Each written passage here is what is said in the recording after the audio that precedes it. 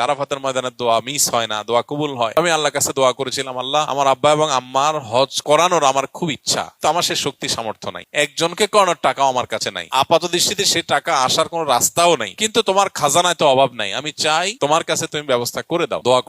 দোয়া করছি আমার কাছে হজ করাবার কোনো সামর্থ্য নাই, কিন্তু আমার খুব ইচ্ছা যে আল্লাহ আমার বাবা মা জীবদ্দশা আমি হজ করলাম, তাদেরকে হজ যেন করাইতে পারি। খুব দোয়া করলাম, খুব দোয়া করে আসলাম, দেশে আসলাম হজ করে। আসার পরে এক আল্লাহর বান্দা আমাকে বলতেছেন যে আঙ্কেল আন্টির কি পাসপোর্ট আছে?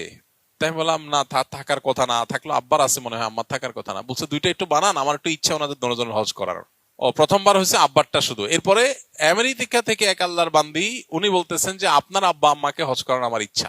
অর্থাৎ দুইজন লোক, একজন শুধু আব্বারটা আর একজন আব্বা আম্মা দুইজনেরটা। এবং পরবর্তী হজ আসার আগে আগে দোয়া কবুল হয়ে গেছে। আবার অনেক সময় দোয়া কবুল হতে দেরি হতে পারে, তাতে কি?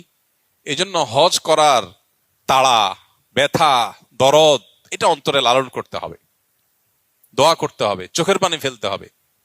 যখন মানুষ হজ করতে যাবে নিজের মধ্যে সে আগ্রহ জাগতে হবে, আল্লাহ গল্প দেওয়ার জন্য না, সেলফি তোলার জন্য না, আমি হজ যেতে চাই হজের সুফল পরিপূর্ণভাবে ভোগ করার জন্য, নিষ্পাপত্বের যে সওয়াব, যে ফজিলত এটা অর্জন করবার জন্য।